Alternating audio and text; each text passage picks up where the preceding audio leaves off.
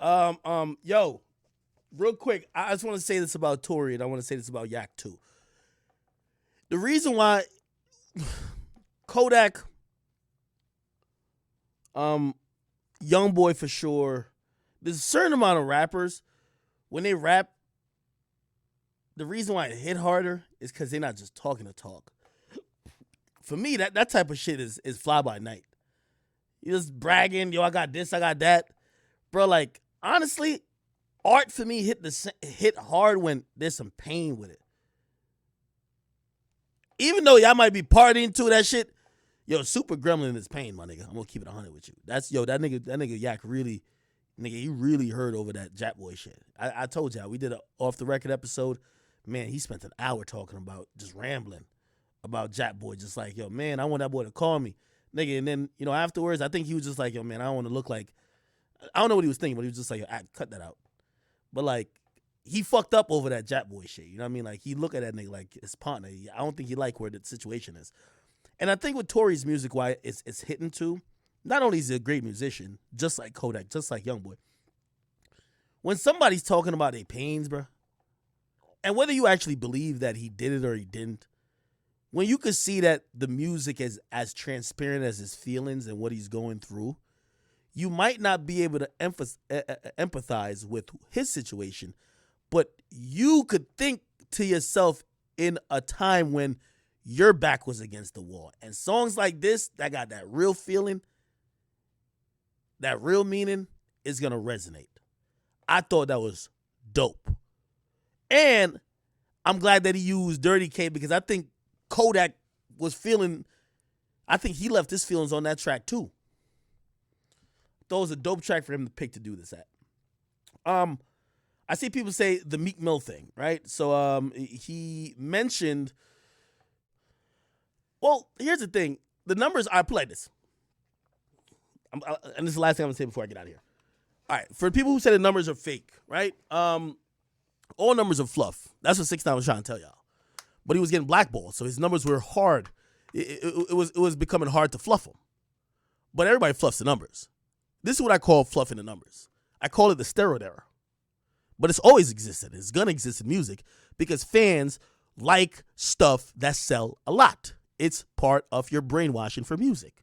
So they're going to tell you that your artist is selling a lot. Now, the reason why I don't say the numbers are bullshit, and this is why I always reject when Nicki try to be like, oh, everybody's numbers are fake, like she's the only one doing real numbers. Nicki Minaj is on Republic. If Republic that signs Drake, is Drake numbers real? Is Post Malone numbers real? Is the Weeknd numbers real?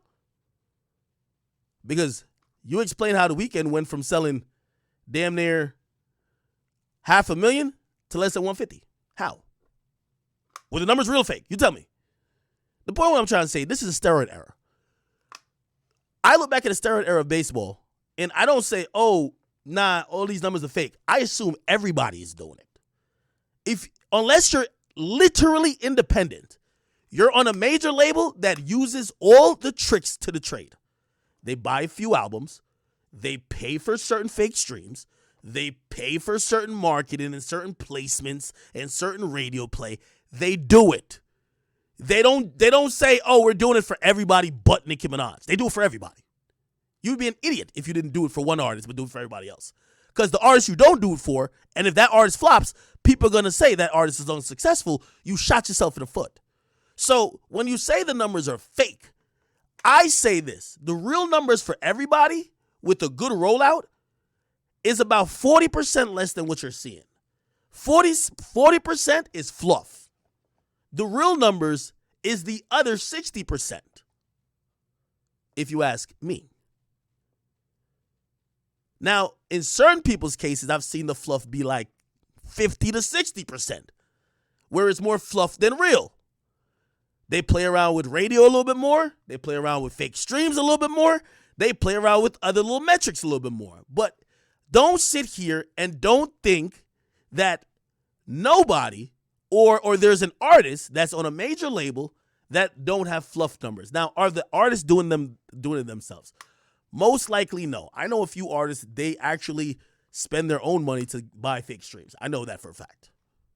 And their own majors, which is weird because I'm like, your label's already buying fake streams. Why are you?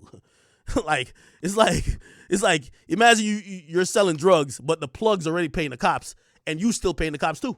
Like, your plug's doing it for you, right? So anyway, the point is everybody is cheating the system to a certain extent, and because everybody's cheating the system, I just call the numbers for what they are. The numbers will never be real. The numbers in music will never be real. There's too much financial advantage for you to manipulate them. Do you get what I mean? Okay, chat. I love y'all so much. I got to get to the airport. See you in Miami. I love y'all. Please follow me on all my social media. Go comment on my last Instagram picture on I'm Akademiks if you watch the stream, and just say, have a safe trip, okay? I love y'all. I will talk to y'all soon. Peace out. Let me end the stream properly.